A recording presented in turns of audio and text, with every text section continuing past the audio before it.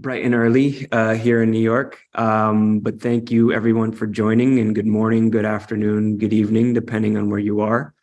And thank you for joining us for this important session highlighting collaborations between mayors and refugee leaders on the margins of the UN Refugee Agency, or UNHCR's, High Commissioner's Dialogue taking place this week in Geneva.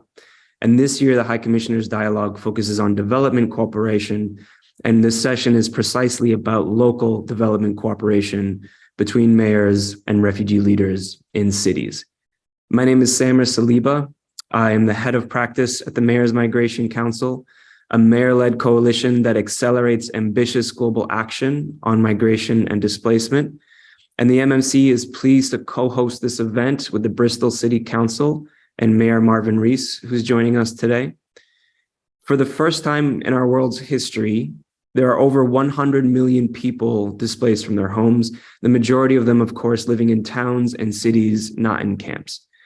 Conflict, climate crises, and human rights abuses make displacement more complex than ever before, but they are also making the need to protect not only the lives, but the independence and dignity of people affected by displacement increasingly paramount.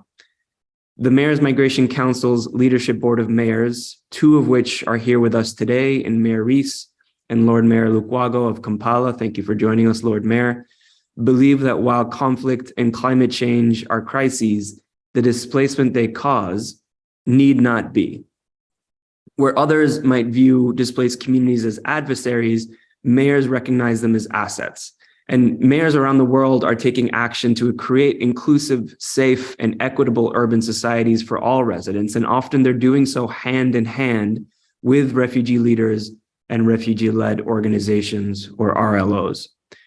And we'll hear today of examples for how Bristol and Kampala are recognizing the potential of refugees as city leaders and change makers during today's discussion.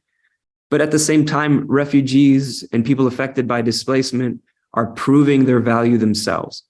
Fed up with waiting for a seat at the table of their own lives, more and more refugee-led organizations are competing for international funding, helping one another succeed, and delivering effective humanitarian assistance in a way that only they know how.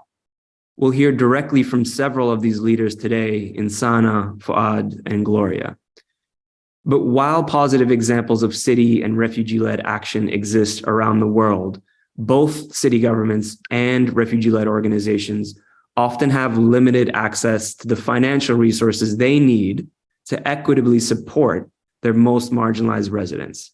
And while countless cities and refugee-led organizations are doing more with less, current humanitarian and development responses to urban displacement are not as impactful, cost-effective, or, in the vein of this week's discussion, collaborative as they could be.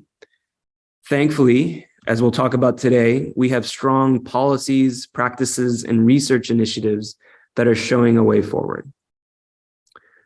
First, the Mayors Mechanism, a partnership between the Mayors Migration Council, the UN Migration Agency, IOM, United Cities and Local Governments, CCLG, worked with UNHCR to launch the Call to Local Action for Migrants and Refugees. Now with 70 pledges from city and regional governments around the world, the Call to Local Action expands the number of local and regional governments publicly endorsing the global compacts for migration and on refugees, and showcases growing public leadership and political will. But it also creates a cohort of publicly recognized local and regional leaders implementing projects that benefit migrants and refugees while motivating new partnerships with international actors. To turn these pledges into action, the Mayors Migration Council's Global Cities Fund for Migrants and Refugees directly funds city governments to implement projects of their own design and in partnership with migrant and displaced communities. What began in 2021 with a $1 million seed investment, the fund is now an $8 million fund with a pipeline of over 25 city grantees, including Kampala. And these grantees received the support of our strategic partners, C40 Cities, IOM, UCLG, UN Habitat, and UNHCR. as well as our key donors in the Bernard Van Leer Foundation, the Conrad and Hilton Foundation, the IKEA Foundation, Open Society Foundations, and the Robert Bosch Stiftung.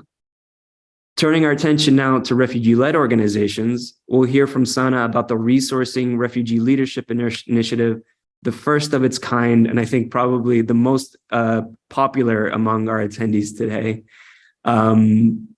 which is similar to the Global Cities Fund in that it offers flexible funding to RLOs around the world, and I'm very excited to hear more about that work from Sana. And then lastly, on the research side, just yesterday, the Mayor's Migration Council joined the International Institute for Environment and Development and our partner Samuel Hall in releasing new research under the project Protracted Displacement in an Urban World, which highlights the benefits of inclusive and participatory city planning in Addis Ababa, Amman, Jalalabad, and Nairobi. The links to all of these can be found in the chat, and I hope you take some time on your own to explore these exciting initiatives. But taken as a whole, these examples show that the mayors and leaders that we'll hear from today are creating their own mechanisms to channel funding directly to their peers. These efforts are both proving the viability of city and refugee-led responses to urban displacement, and they're paving the way for international humanitarian and development actors to follow suit. So that's more than enough from me to learn how we can really bring these initiatives to scale and bring about a new way of delivering international humanitarian development and development assistance in a way that is local and locally led. We have the pleasure of hearing from the driving forces behind this global movement of local leaders. I'll introduce them now. First, we have Sana Mustafa, Chief Executive Officer of Asylum Access and one of the founders of the Resourcing Refugee Leadership Initiative. Sana joins me very early this morning from New York. Thank you for joining us, Sana. In Bristol, our local leaders include our co-host, Mayor Marvin Rees, the Mayor of Bristol City Council in the United Kingdom, and a Mayor's Migration Council Leadership Board member, founding Leadership Board member. And then joining Mayor Rees from Bristol is Fuad Mohammed, Chief Executive Officer of ACH United Kingdom and a Bristol ambassador. Thank you for joining us, Fuad. Joining us from Kampala, we have Arias Lukwago, the Lord Mayor of Kampala in Uganda, also a Mayor's Migration Council founding leadership board member, and Esimwe Gloria, the Executive Director of Makasi Rescue Foundation, an RLO in Kampala that works quite closely with Lord Mayor Lukwago. And then lastly, filling in for Shafak as she has quite a busy schedule this week with the High Commissioner's Dialogue, we have a close friend of the MMC in Claire Roberts-Lamont, joining us live from Geneva, where she'll represent the views of UNHCR and give us an update about what's happening this week at the High Commissioner's Dialogue and how today's conversation might input into that conversation. So thank you all so much for joining us, both our panelists and our participants. I want to get started, Sana, with you. From a global perspective, you have turned your personal experience with displacement into years of experience elevating the leadership and agency of displaced communities to serve themselves, specifically refugee-led organizations and also refugee-led networks, culminating into the creation of the Resourcing Refugee Leadership Initiative and your latest role as CEO of Asylum Access. The international humanitarian community, as you know and as you've talked about, has made a commitment, they have committed to invest in local actors such as those with whom you work. So my question to you is simple to set the stage from us. How are we doing and how can we do better? Thank you so much, Samir, for the introduction and for being here. And hello to everyone everywhere in the world. It's really, I'm glad to be here. And really, this is, I think, one of the very first conversations as we talk about talking about different local actors that both need funding and need representation and decision making around forced displacement. I'm going to take a step back and maybe like take a step back on the conversation and place it in the bigger context of forced displacement. And I want to acknowledge that what we're doing here, basically, we are talking about we're trying here to talk about localization, and that's only because all these issues around forced displacement that have been happening for decades, basically they have been addressed, and not I wouldn't dare to say solved. They have been addressed by international actors and persons who have not experienced forced displacement, persons who are not necessarily dealing with forced displacement firsthand in their own communities, and persons who are very far removed from the experiences and the communities, persons who are sitting in Geneva and New York. And that's literally who have been deciding on our lives for the last maybe 7 decades. And those where the resources have been going for the last 7 decades. Similarly, international organizations, multilateral organizations, and big donor governments basically have been really controlling the resources towards solutions for forced displacement. And we know by now that this has not worked. We are still living in situations where camps have basic rights, don't have access. Actually, refugees in the camps don't have access to basic rights. We're still living in situations where any service delivered, many of the people and communities who've experienced forced displacement express how they have been receiving this without dignity. We're living in the highest rate of xenophobia, and all of this just indicators that something did not work for the last 70 years. And at the same time, we have excellent examples of movements who have been led by those most affected, whether we talk about the women's rights movement, the LGBT movement, the indigenous rights movement, the Black rights movement. It's big proof that movements only succeed when they are led by those most affected, with those with the proximity. And we come to the refugee rights movement and we realize, and even the humanitarian and development sector in large, and we look at the realities and we realize that we are so far even from the mindset, the values believe that this is what should happen. Not even talking about really shifting power here, just even realizing that maybe we shouldn't talk about refugee rights without refugees. So I just want to acknowledge that, I mean, this is especially, I would say, maybe in 2022 now, almost 2023, the conversation has moved a bit ahead, but in 2015 and 16, when I started, and I have to acknowledge there have been so many efforts by other local actors and refugees way before me to bring the voice of can we make sure that we cannot talk about refugees without refugees and local actors without local actors. And so this is the roots of our sector, and we have to recognize that, and we have to recognize that it hasn't worked. And maybe to be fair, that the international actors have come into understanding, okay, well, we need to shift more resources, and that has come within the agenda of localization. And we have to acknowledge at the same time that localization is not shifting power. Localization is not necessarily shifting decision making. Localization as it stands is more about shifting 25% of resources, not even the majority of resources. And it's about inviting local actors to exist in existing decision making mechanisms. Localization does not uproot existing exclusive systems, by design. Localization as it stands right now, and as we have been delivering on it, does not really uproot any of those fundamental structures that prevent resources and access for local actors.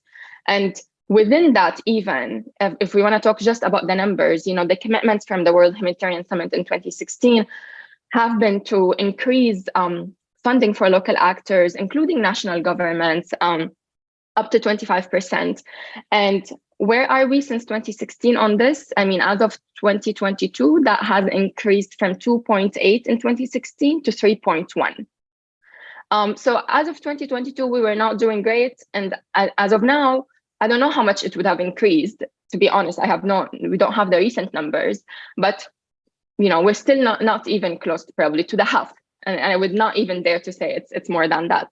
And all of that to say that I want not to undermine the efforts that have been happening, but also to not exaggerate, to celebrate, but also to acknowledge. And so I wanted first to acknowledge that, yes, this is what we're talking about localization, not shifting power. And within that, we haven't achieved even the numbers. That being said, in my presence in the last 9 years, in the conversations about the solutions are local, I would say there has been a mindset shift. And it's so weird to say that, but for better or worse, thanks to COVID, it has proved that the solution is local. The international actors have left. The donor governments had to focus on their own governments and own countries. And who was left? The communities. The communities don't leave, like you're not, as a host community and as a forcibly displaced communities, you can't leave the camps, and you can't leave like your own cities, right? And just stop working on helping your own communities. If anything, mayors and cities and heads of camps and the communities, the leaders in the communities have put their head together and started working together. And they proved that the solution is local. And even international actors had to give them the resources and the agency then, because they couldn't be there. So they had to shift then the resources for them to be able to implement on the solutions. And so all the indicators, whether from the past movements and whether from current movements or from COVID, have shown that the solution is local. And where we're at right now is that even when we understand the importance of proximity in leading these solutions, there's national governments, and then there's the cities that's like a sub-marginalized actors within local actors. And after that, we have the refugee-led organizations who are even more sub-marginalized.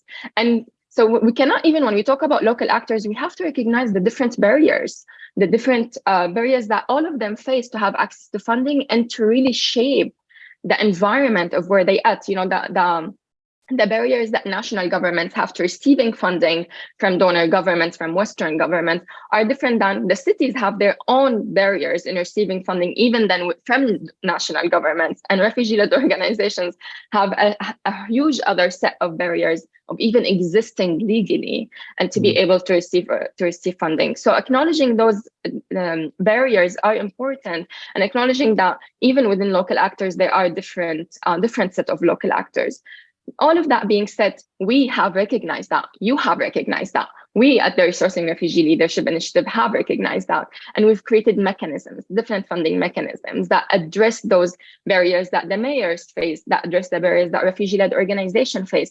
And we're trying, right? We're trying within our resources. And I have to absolutely say that with the allyship of so many international actors. But I mean, we have foundations who've come along, and you mentioned, some of the supporters of yours who are similar to mine, and the list could go beyond. And it's amazing. I mean, I have to say, in 2022, this is beyond. I mean, in 2015, what literally the demand was self-representation for refugees, not even meaningful inclusion, not even shifting power, not even funding.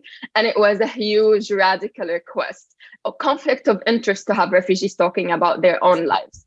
And so the fact that now there are funding mechanisms that led by us, whether we're refugees and mayors and local actors, for us is huge. The fact that there are foundations who are behind us and really supporting us, and not supporting us just in giving funding, and also looking internally, that's huge. The problem is that we need a radical change. It has been decades of this. So this is big. Where we at is important, but we need more. And that means we need the big actors. We need donor governments to get that, to be able to rework your funding requirements. And we need international organizations to do the same, to really look at local actors, and to whether mayors or refugee-led organizations, not with the lens of implementers and trickle down. And I hear it until today within all different UN institutions, and especially UNHCR, about trickling down funding to local actors as a mechanism for localization. I mean, we're literally, this is bizarre. Trickling down funding for localization is not localized. We're not really shifting resources. We're again still seeing local actors as implementers in the best case scenario. We're still seeing them as really related to another big organization. And what can we say? I mean, doesn't work. The dynamics don't work anymore. The colonial dynamics don't work anymore. The imperial dynamics don't work anymore. And it's just not efficient, not impactful, and not ethical. So we have done some progress. There are actors who are getting it. We are working together. And I think that's very important as well, that within the local actors, we are coordinating, whether with refugees and mayors and other local actors, But I have also to say that we need more allyship. We need more the governments and the international organization to come with us, not only by talking about numbers. Like next time we have this conversation, I don't want us to be talking about percentages only. I really want us to talk about also how we've changed ways of working and how we address the internal barriers that prevent all of those actors to be able to send us money and to work with us as equal partners, not only as implementers. Yeah, thank you so much, Sana. I think I really take your point that, the train has left the station in a lot of ways. That, we're doing this work and that work deserves to be celebrated. And because the train has left the station, there's no stopping it, right? Like this is the way that the work is going, that humanitarian aid is going and development aid is going.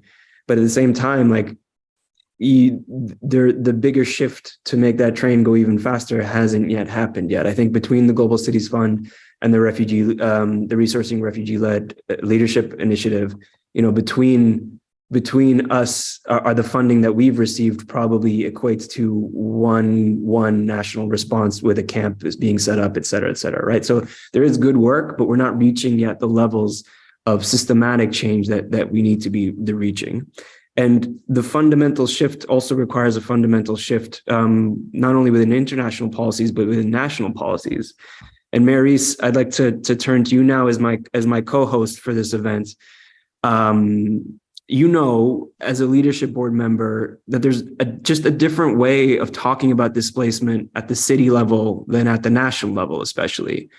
Where national governments might talk about invaders, you often talk about Bristol's migrant and refugee communities as assets. And you're backing up that talk by working with Fuad's ACH team on a number of initiatives in Bristol, such as providing shelter, employment support, and other essential services for displaced communities, but with displaced communities as equal partners. So what does this partnership and Bristol's wider refugee community help you achieve that the City Council couldn't achieve on its own?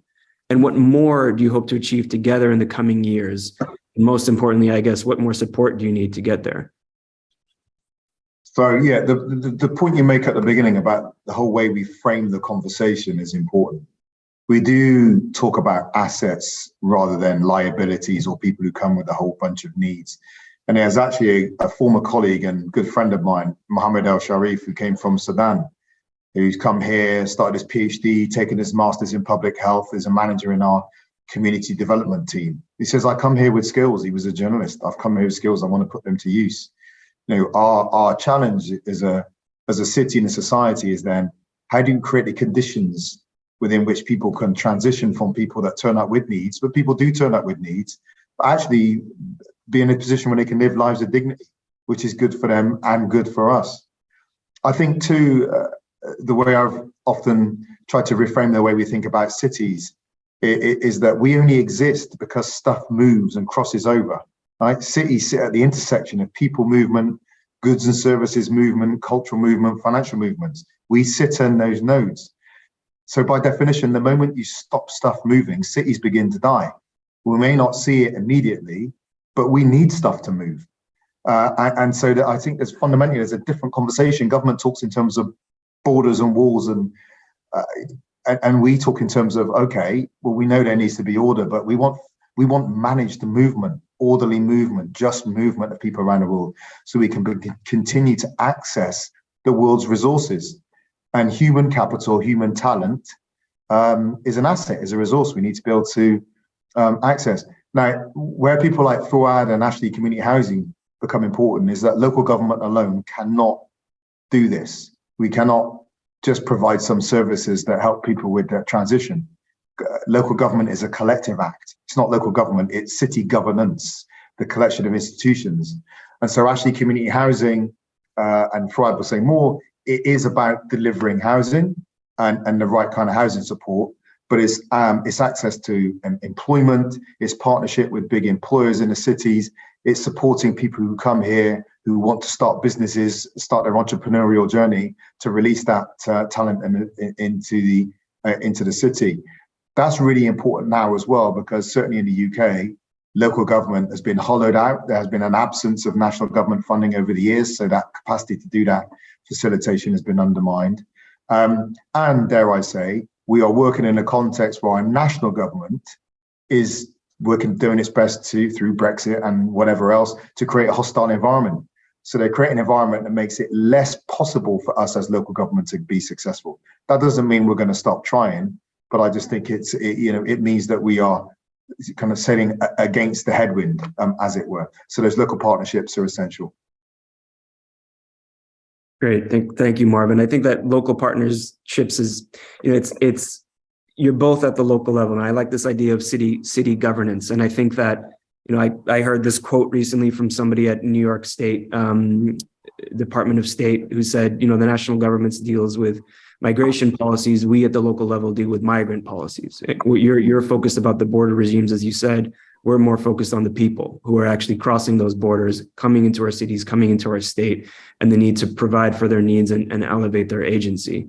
And Fuad, as somebody who's been in Bristol for quite a long time, my question to you is similar to my question to Marvin, especially from the civil society side. Sometimes governments, as city governments, can be viewed sometimes. Civil societies try to stay away from them and try to fill a gap within that city governments or national governments aren't filling. But in Bristol, you and Mayor Rees obviously are quite working hand in hand. And my question is, what benefit does that bring to your work as a civil society organization in Bristol? And what kind of scale does that bring about to your work that you might not have achieved on your own accord? Thank you very much, Samir. I'm really pleased to be joining this conversation. Just before I answer your question, I just wanted to echo what Sana and Marvin have said. The issue of migration, the issue of displacement is not here to go away. We've got more displaced people in the world than at a time. There are a lot of displaced people coming to our cities, and Bristol is no different. We have people coming from Syria, Afghanistan, Ukraine, of which Bristol, as a city of sanctuary, have, with the leadership of Marvin, have done an amazing job in welcoming. To answer your question, one of the first things I want to say is that we don't work with the mayor and the city to lobby to get more funding. In fact, it is to come up with innovative solutions to this global and local problem. So just to give you an idea, we had more people coming to our city as refugees, especially under the leadership of Marvin. And one of the biggest challenges we have here in Bristol, like many other cities, is housing. And we've really been innovative in how we have appealed to local landlords to support and the wider people to support their own accommodation to welcome refugees. What ACH have started is this Rethinking Refugee campaign, which, as Marvin have said earlier, we really advocate refugees should be seen, as people just like you and me, people who have, talent, skills, and aspirations, who want to contribute to our city if we really give them the opportunity to learn, the opportunity to get skills, the opportunity to work, the opportunity to start business. And this is, again, another area where ACH does really a lot of work. Beyond the housing, we give people training, skills, and help to get into work and entrepreneurship. But if I just carry on the conversation about housing, because housing is such a big challenge, we have ability, all to the wider people to really see this as a moral and humanitarian case. But not only that, but also as a business case where we said we are offering competitive rent.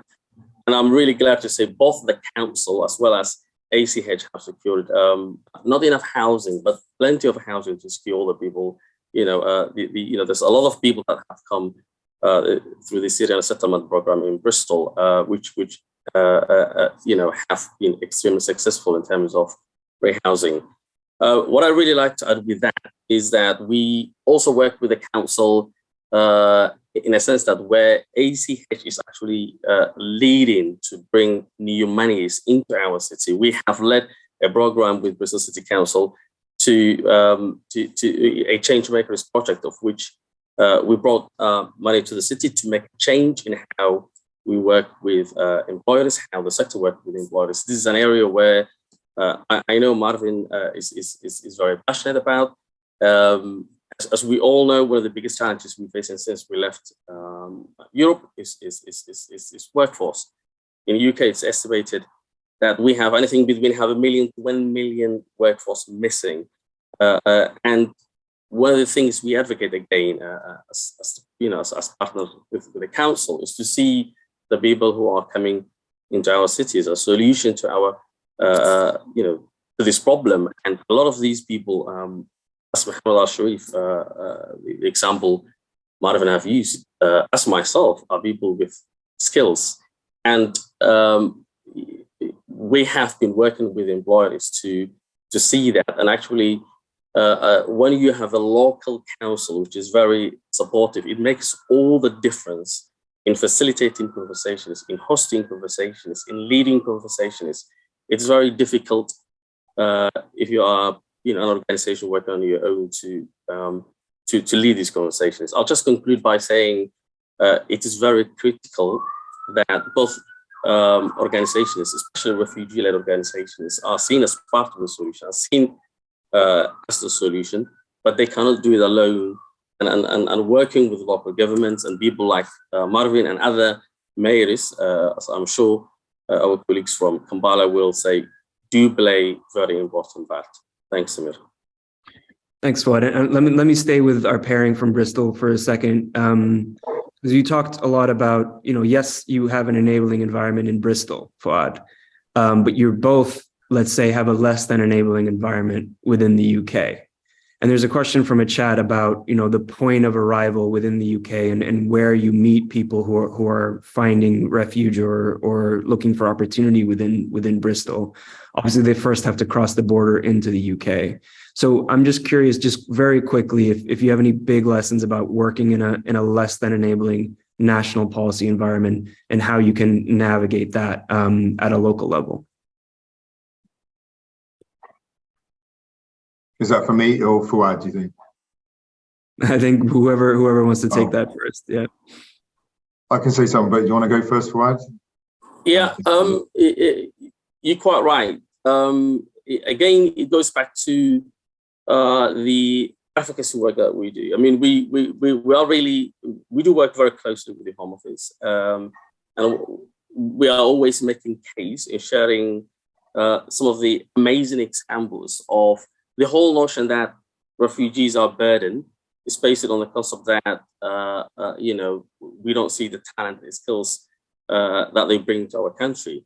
I mean, beyond the humanitarian case, there's the Geneva Convention that, we have to welcome these people because of the Geneva Convention. But beyond that, as I said earlier, we really always are spending a lot of time in making the case how these people have talent, skills, and aspirations.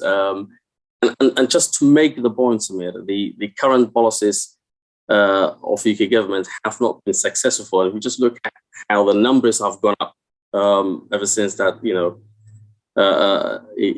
these negative, we're not going to take more people policies have come up. But the bottom line is what we really advocate all the time is our Rethinking Refugee campaign, where we say genuine refugees who are coming into UK, we should welcome them simply because of the humanitarian case. But not only that, we really have a need at the moment for their talent, skills, and not only that, the amazing culture, food, and everything that they bring. Bristol, as Marvin will say, we speak 91 different languages, and what makes our city such an amazing city is what these communities bring. And I just want to conclude. During the COVID, when we had the most difficult time in Bristol, some of the people that made the difference in terms of, driving, in terms of nurses, in terms of doctors, people who have lost their lives, Samir, are people who are from this community. And that's what I would like to say to the national government. Marvin. Yeah. Just a final payoff. Look, people are going to move. That's the reality of it. And if we increase the numbers of climate-driven migrants. So the decision we make as city leaders and national governments is not whether we're going to stop people moving or not, but what are we going to do about that movement? What are we going to do around it? And we can have orderly movement by setting up systems and processes that facilitate orderly movement in which we can access the assets as they move, not to turn people into commodities, but which we release their talents. Or we can have disorderly system in which people move around hostile systems that basically crush their offer to the world, right? And secondly, I think part of the conversation here has to be about the situation of the indigenous people, as it were, right? The more stable people are, the more they're able to cope with change. And let's make no bones about it. Migration that is brown and black and moves to the northern hemisphere has a different dynamic that migration that is white and moves around the world. So there's an issue there, but we have to think about the wider issues of social inequality because that's the context within which if we have inequality and political instability, when migration comes on top of that, then we end up with a more adverse environment that can be exploited by predatory politicians like Nigel Farage and Trump and so forth. Yeah.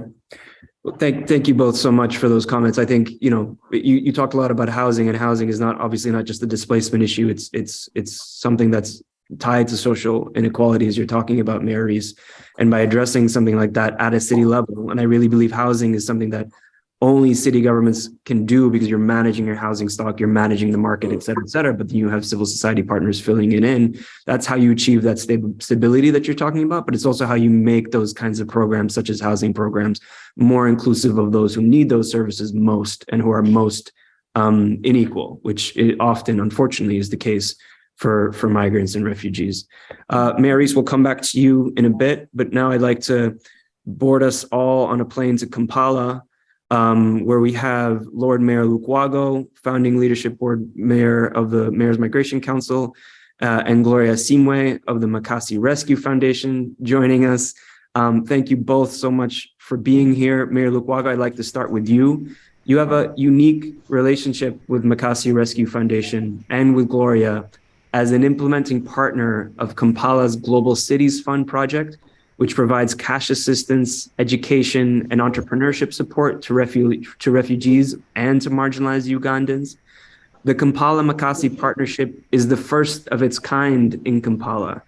But what does it mean for the future of your support to refugees and your support to refugee-led organizations, such as Makasi Rescue Foundation, in your city? Well, good evening, good afternoon, Sama, and good morning to the rest of the participants from wherever you are right now. I'm pleased to be part of this very important dialogue where we are highlighting salient issues regarding localization of the global compacts and also local initiatives and efforts in addressing this crisis. As you realize, East Africa is a flagship point when it comes to the refugee crisis. Actually, we are on a tipping point. Kampala in particular, rather Uganda in particular, we are home to so many refugees here. We have refugees from very many countries within the Great Lakes region. And the situation now has been compounded by the escalating tension in the Eastern DRC. You must be monitoring what is happening in the DRC. Right now, the influx is huge. But Sana earlier on raised a very pertinent issue of how localization is now a matter which should be put at the center stage. Because national governments, city-led initiatives are not adequate at all. Not even the interventions of the international agencies. The need to have a refugee-led organization like Makasi Rescue Foundation partnering with the state leadership here to see how we can have some of these interventions reach out to the people.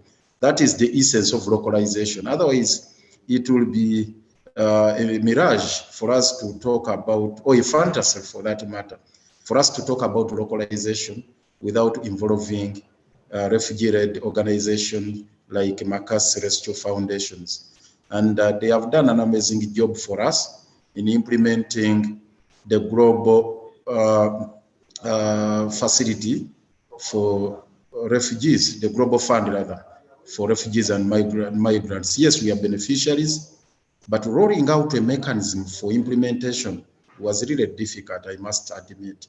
Reaching out to all the people who need our support, they had the cash transfer, identifying those people who are in need of our support, because we have helped them in education, in the informal settlements, wherever they are, reaching out to them to see how they can be organized, how we can facilitate them. It's not a simple task. It requires the involvement of refugee-led organizations. They need to partner with them. They need to collaborate with them, because we are very thin on the ground, I must admit, as government and the national government. So we need to critically reflect on this issue, the role being played. And here we have, again, another huge challenge, some and the participants, if I may tell you. Many of these refugee-led organizations are perceived as passive beneficiaries, not as equal partners, not as partners for positive change, but as passive beneficiaries of these facilities or interventions. For example, Gloria there has that background of being a refugee here.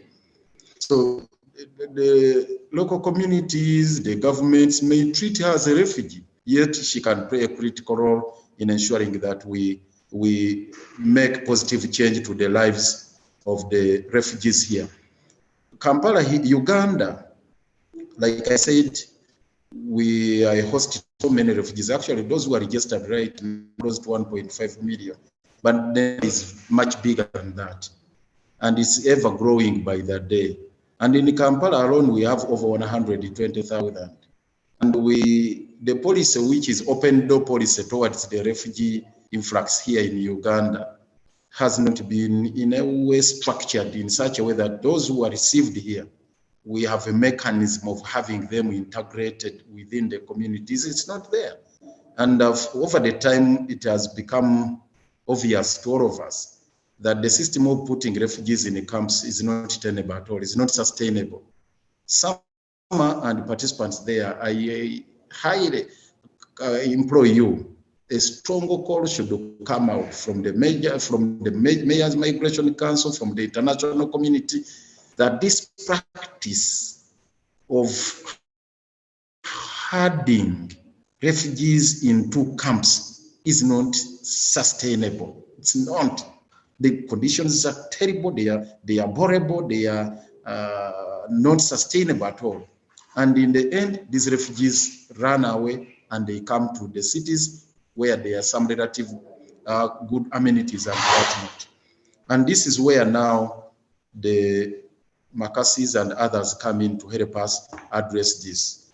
So related to that is the fact that we have a highly centralized system in Kampala, in Uganda, that even accessing the global fund for refugees and migrants through the forum of Mayors Migration Council or from donor agencies like Open Society Foundations, you have to go through a bureaucratic process within the central government, which is really very, very unfortunate. That red tape is one or the other curtailing our efforts of localizing the implementation of the Global Compact on refugees and migrants. I think we should make a stronger call to the UN in their next sitting that they should ease up those bureaucratic processes, because they hinder. Because now if I want to relate freely with the colleagues like Mary's, Sana there and the entire team, I have to go through clearing processes, levels and layers of clearance, which makes it extremely difficult for us when there are people on the ground who are in need. The refugees there are in need of shelter, they are in need of medication, they're hungry, they are dying of hunger. And now you are telling me the local leader, the city mayor, who is confronted with this challenge, to go through those layers of clearance, that bureaucracy. We need to curtail it. And that is the critical role Gloria there and the team in that umbrella, that organization, Makasi Rescue Foundation, have helped us to address, in that now we have brought that arrangement where Makasi came on board, and we have to directly deal with the Mayor's Migration Council and ensure that actually we use it as a mechanism of having this cash transfer go down to the beneficiaries. So this structured system is problematic. The UN agencies, yes, UNHCR and others, they are there, but localization of the global compacts requires much more than that. Finally, the instrument we signed and the pledges we made, that instrument we signed and launched about the call to local action. That call to local action should be translated into action. Yes, I'm glad this is one of those efforts, but it must be translated into action. We must push it to the international forum so that they appreciate it. It must be part of the international agenda. It must be part of the UN agenda. Because when you look at some and the participants there, when you look at the ideals of the compacts and the pillars, if we're to achieve them, it must be a holistic approach. All the stakeholders must be on board. It can't be a routine thing that it's only the national governments, they take initiatives, they assume that role, and in their next sitting at the UN General Assembly, they carry out a review, when indeed actually there is little that is being done on the ground here. I'll tell you, for example, it's not about lamenting what is happening here. In the national budget of our country, there is no provision for refugees. We are entirely relying on donor funds, and donor funds is channeled through the national government. It goes through the national aid, and they deal with only those who are registered. UNHCR deals with only refugees who are registered. How about those who are not registered? How are they going to access education? How are they going to get medical facilities?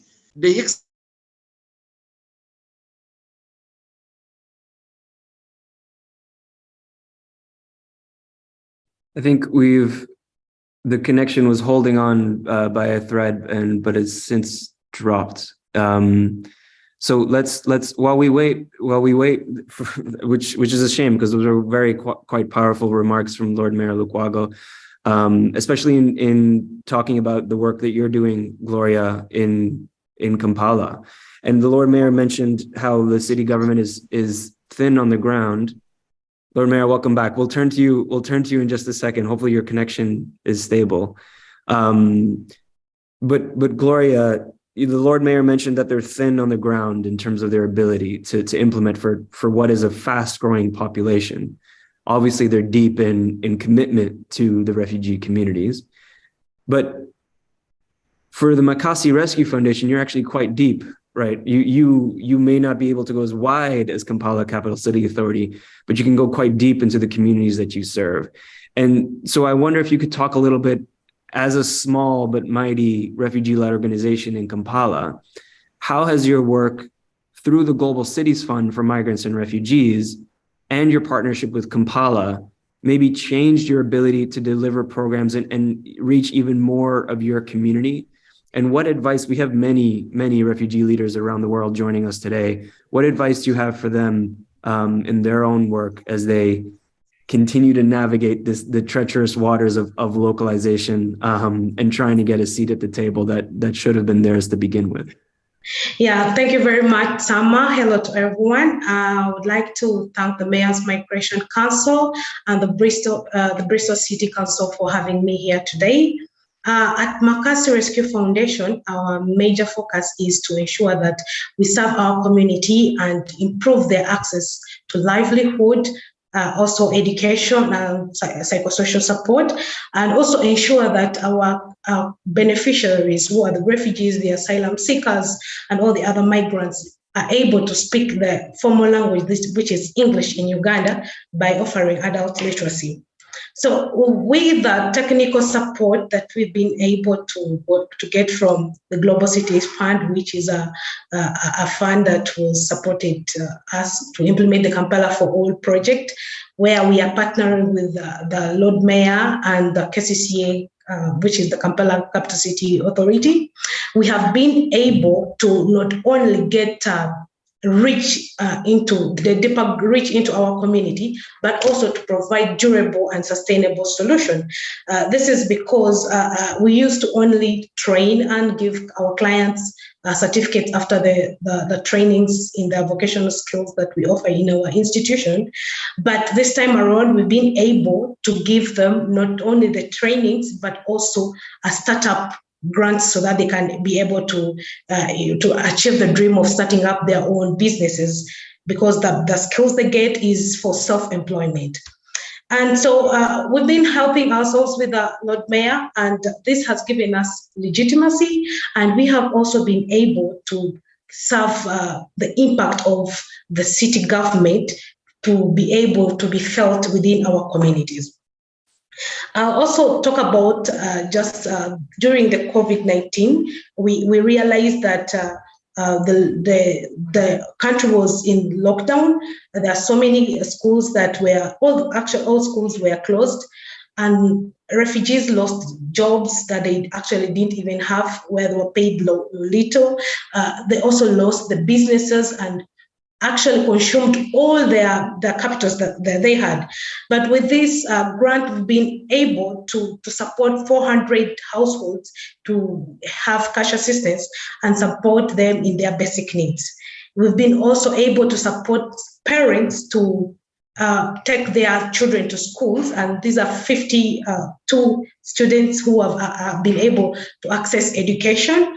And so to answer your question, really, I think most of the problem that refugee-led organizations are facing is how to be able to secure grants, and not only being sub-granted, securing grants for our own, implementing our own projects as refugee-led organization, really, and also be able to have an equal share and equal partnership, not only with the city government, but also with the international donors. Yeah. We also understand that the city attracts not only urban refugees, but also refugees that are registered within the settlements, because the lives within the settlement, I'm happy that the Lord Mayor was able to speak about it, is not really favorable for all the refugees. So they end up coming to the city, and the project and the organizations around majorly focus to support only the refugees who are registered within the Kampala, the urban sector.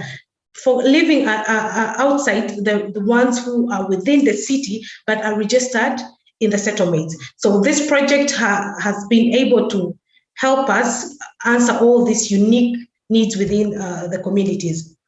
And therefore, this is not really enough. We still need, all refugee-led organizations need more support from the international community and the international donors for us to keep the work going. And my advice to the refugee-led organization is that we should all be driven and inspired to open our doors to all the refugees and hear out their challenges, because we are the people, we are the community, we are the refugees, we understand these problems. So let us open our doors, listen to their views, listen to their problems, document and record them down, because when we are given the opportunity, these same challenges are the ones that will give us the knowledge to be able to write good projects and offer solutions from the informed point of view from our community. Thank you very much, Sama. Thank you. Thank you, Gloria. I almost want to applaud for the recommendations. Lord Mayor Lukwago, any quick reactions before we turn to UNHCR?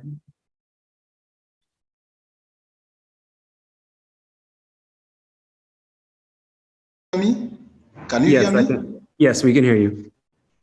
Yes, I would like, I think this UNHCR should take this in good faith. Great, excellent. That yes, in trying to get solutions and build the mechanisms of localizing the global compacts, they need to be liberal.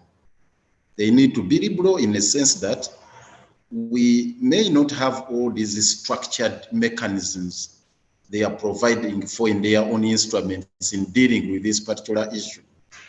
But these refugees are all over here in the city.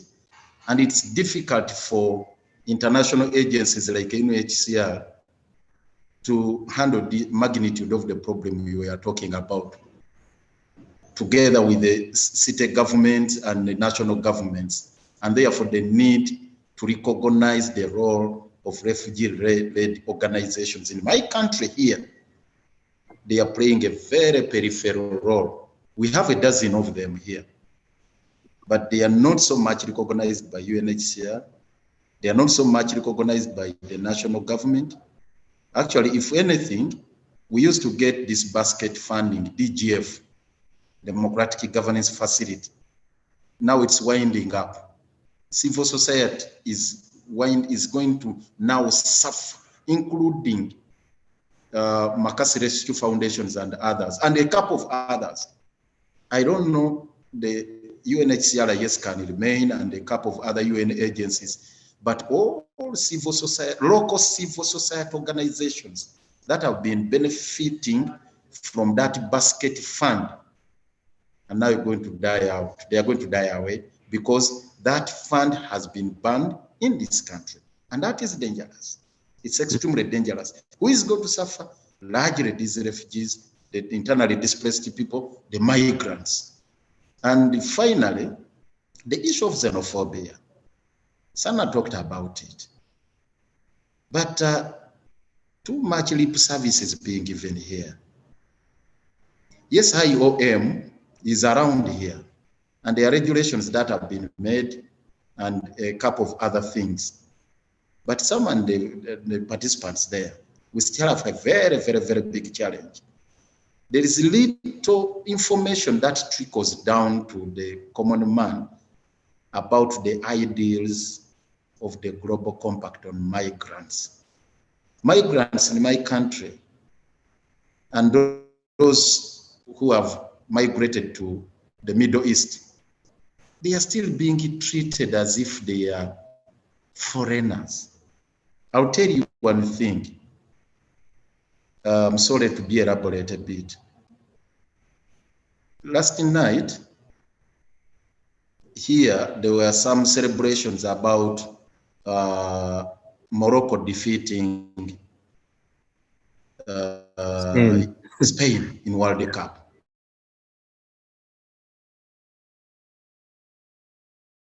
I hope we didn't lose Lord Mayor right as we were getting to the story. I fear that we might have. So let's wait until he comes back. But I want to bring in our good friend Claire Roberts-Lamont from UNHCR. Claire, a lot has been talked about in regards to the international side of things. And I want to echo Sana's remarks that a lot has been done, right? Like there's a lot that could be done better, but credit to UNHCR, other UN agencies around the world, a lot has been done in the past 5 years to really drive localization home, quite literally, and make it more impactful than it has been in the past.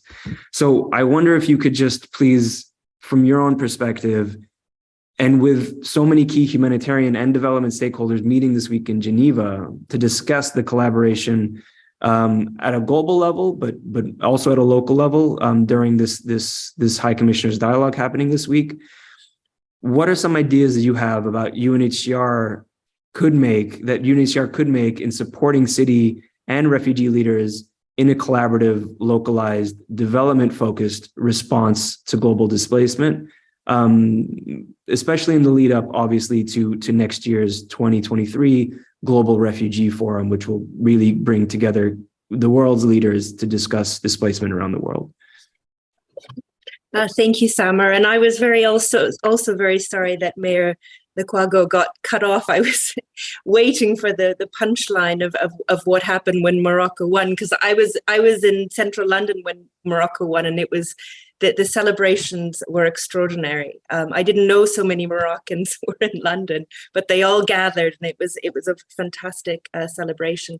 And to your point, I mean, we are definitely working, and when when Sana, I remember Sana in 2015 pressing us, nothing for us without us was the punchline then, and I'm sure it carries on, and I hear it, and we're getting definitely better at including refugee-led organizations. And today I'm really excited. We've got a 3-hour session looking at the role of national government and local development partners in better supporting financially and otherwise local authorities who, the Global Compact recognizes are on the front line of forced displacement. And in our speakers list, I mean, that meeting is yet to happen. In the speakers list, we've got 4 refugee-led organizations who are speaking alongside states. And this morning, and in all of the sessions here at the High Commissioner Dialogues, I'm really happy to let everybody know that those conversations are being framed by refugee-led organizations, that they're providing the framing for those conversations, which then it leads on to much richer conversations this morning, and I'm sure over the next couple of days. So I mean, in the lead up, I mean, Mayor Lukwago, I mean, and Mayor Rees both pledged through the call to local action, and we will work tirelessly between now and the Global Refugee Forum and the IMRF in 2026 with our partners at IOM and through the Mayor's mechanism to highlight the best we can the work of local authorities and refugee-led organizations and the host communities who receive refugees as well. That point that you made, Mayor Lukwago, about xenophobia. I mean, that's an ongoing issue that is faced in every country. Where there's a sort of tension between newcomers and the local population, and certainly where the view is that resources are scarce. And this morning, the deputy managing director of the IMF opened the session this morning, giving us a sort of a picture of global economy, and where, I mean, of course, taking issues around climate change in mind, there's an economic crisis globally that this is all happening within. So there's a sense of scarcity, and that need to work better, work more closely together is definitely the theme of the HC Dialogues development actors, humanitarian actors, local authorities, faith-based organizations, refugee-led organizations. We need to do what we're doing with less, but better. And I think that's the message that will unfortunately continue to the end of 2023. But I don't want to take up too much more of the time here. But just to say, refugee-led organization, the participation of refugee-led organizations is on our agenda, and high on the agenda, and we are working at making that participation more meaningful. And just to really briefly, just to end, some of the recommendations, are around providing inclusive, direct and flexible funding to refugee-led organizations, and making sure that there's simplified and transparent partnerships with refugee-led organizations that are co-designed, co-led, and adaptable to the complexities of their context. There's a commitment to supporting refugee-led organizations in data collection and analysis, so that work can be done better and in better collaboration. And as demonstrated these 2 days at the High Commissioner Dialogue, that key ask to include refugee-led organizations in the deliberations is definitely happening. So I invite you to tune in. I think only the closing plenary will be live stream, but I invite all of you to tune in if you're interested. And thank you, Samer and Mayor Rees and Lukwago, Mayor Lukwago and Faoud and Gloria for inviting me to speak with you today on this panel, and Samer at the Mayor's Migration Council.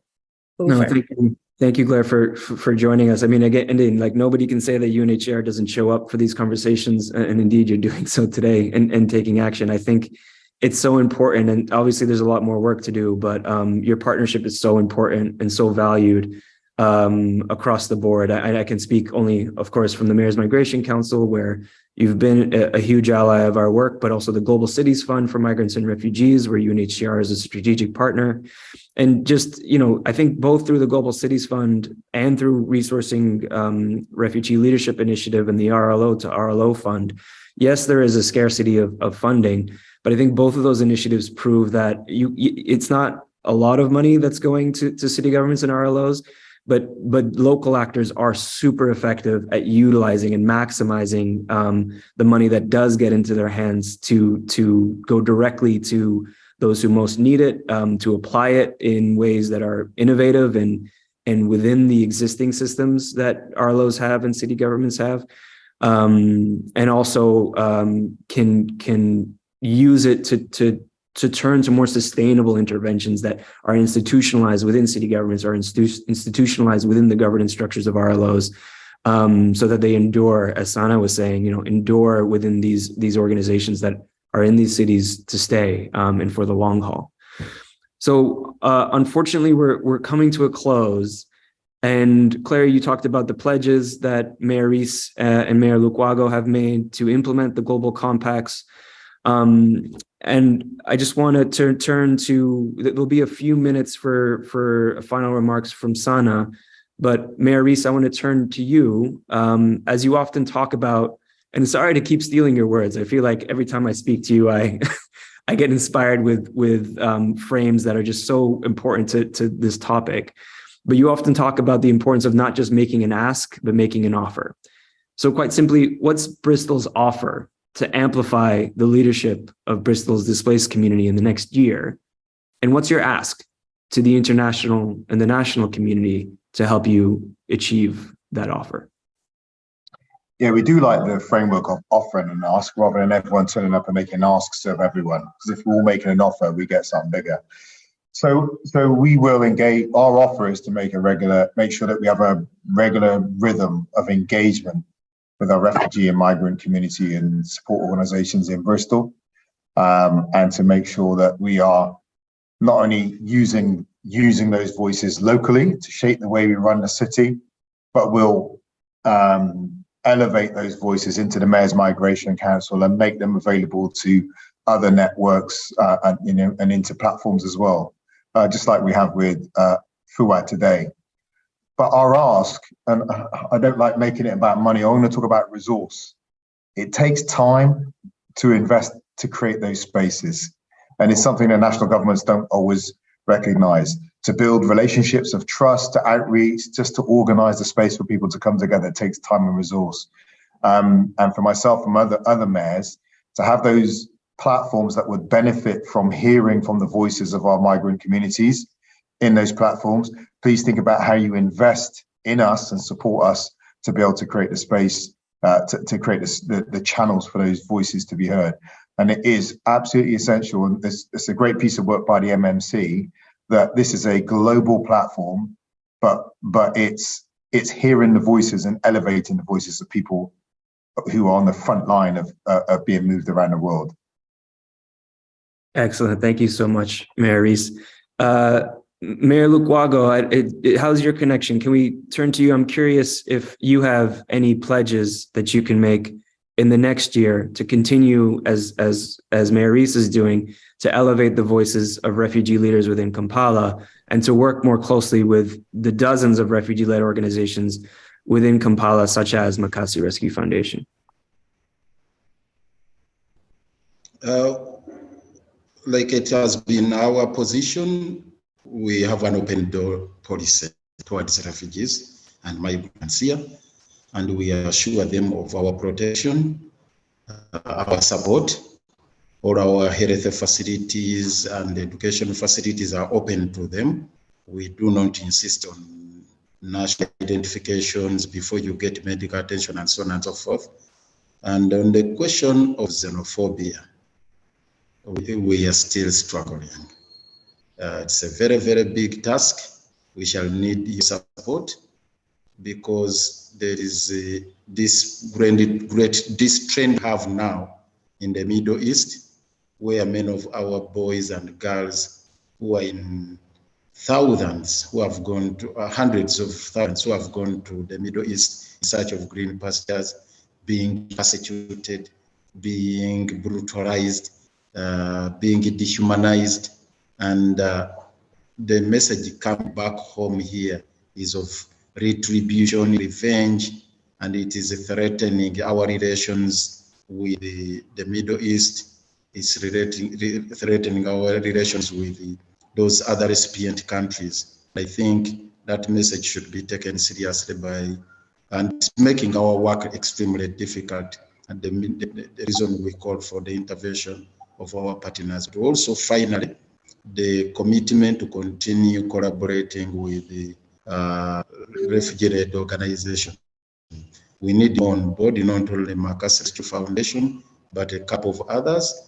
And also we appreciate Sama. We appreciated the support given to us through the Refugee Council. We very, very much appreciate, and we're looking forward to getting more. UNHCR, yes, the support we have, but we crave for more. May God bless you.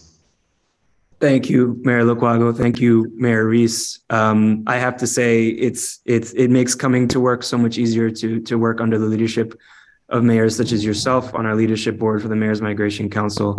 And I think today really showed, over 200 people, the privilege that I get to share every day in working with you and your teams. So thank you for joining.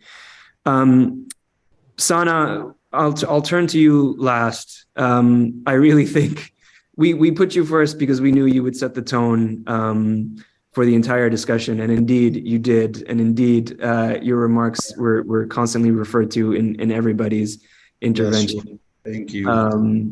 So I want to turn to you. There is one question from the chat that I think is important from IOM, which was, you suggested trickling down funding to local organizations might not be localization in the truest sense. But what are some alternatives? I think we've talked so much about the Global Cities Fund and the RLO to RLO fund. What do you want to see in the next year? What are some solutions that you found work and would like to be scaled up and be made more of the norm about how to respond to the lives of refugees and people affected by displacement? Yeah, thank you, Samer, and for everyone. I wish we were in person, and I wanted there was a chance for back and forth for so many things that have been mentioned by everyone who talked here. But I have to say that it really felt refreshing to hear everyone's remarks and how much we share shared ground. Our shared ground is really solid, and our efforts are different and ways of approaching them, and that in itself is really a good sign from what I think. In terms of the question of trickling down, so what is the alternative? The alternative is equitable partnerships. And so what I mean by this is that when you walk into any initiative or project in the attempt of co-design and co-leadership between the local actors and the INGOs, then we are talking here about co-budgeting that includes transparency. And so there is no one that's sub-granting this. Maybe someone has to sub-grant logistically because of the legalities of it, but on papers, and that's what we've been exercising as Asylum Access, is that we walk into any partnership with any partner, but especially local partners, with transparency, co-leadership, co-design, and co-budgeting. And so the money is not trickling down where someone is getting the majority and others getting parts of it. It's really we're walking into this together, and we're equally distributing the money as needed and as it makes sense for the project. And I think this encourages partnerships, not even just about giving all the resources to local actors. It's about what is your role and what resources make sense for it, and what is that role and what the other resources that make sense for it.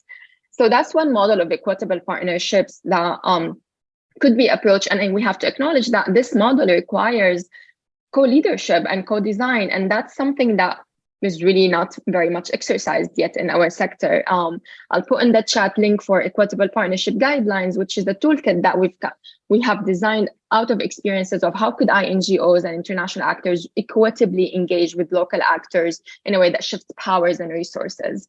So that's one way. And then the other mechanism, obviously, besides trickling down and equitable partnerships, and is direct funding. And so channeling the resources fully to refugee and led organizations, or to cities and local actors.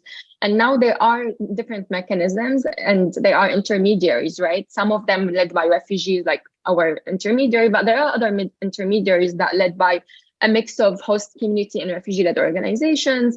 And all of those intermediaries are really providing all of donors and NGOs an opportunity to do things differently in a way that's still safe and diligent and tentative to legalities, but at the same time overcoming barriers to direct resourcing for and financing for local actors. And there is no shortage of examples right now about these intermediaries, and there's here 2 of us. And so I think these are just immediate practical tools and things that people could look at.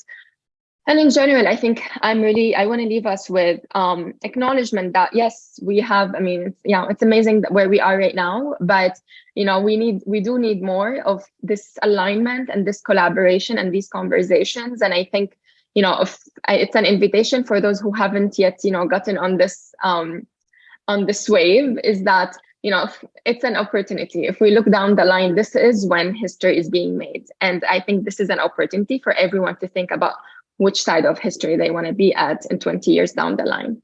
Yeah, it's a party and all are invited, because it does take, and I think this is a big takeaway for me, right? Like international actors and national actors don't need to work with cities and RLOs to do the work that they've been doing. They've proven that.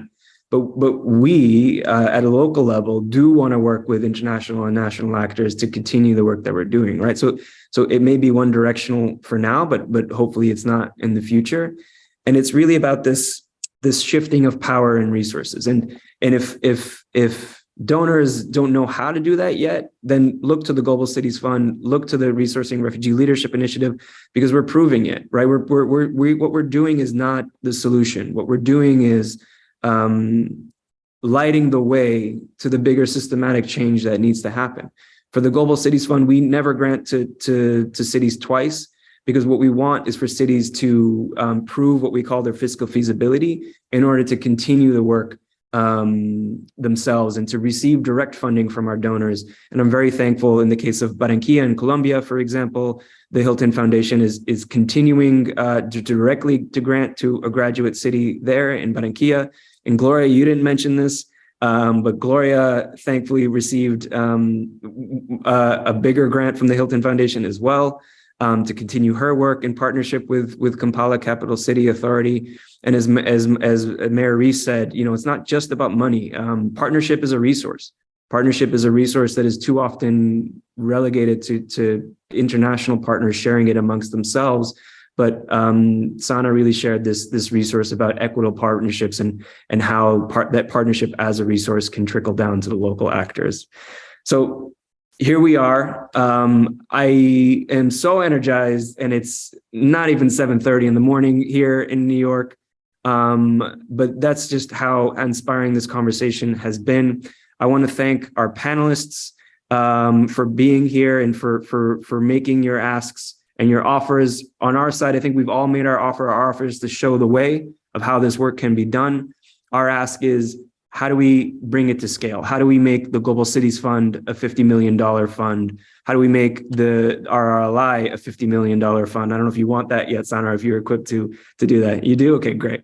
How do we put more resources in the hands of Mayor Reese and Fuad in Bristol, in Gloria, and Mayor Lukwago in Kampala, to continue the work that they're doing, the tremendous work that they're doing on the ground to support these communities and the broader cities at whole, not only for their benefit now, but really, I can't wait to visit Kampala and Bristol 10 years from now and to see how this work has really shaped the future of these cities as well.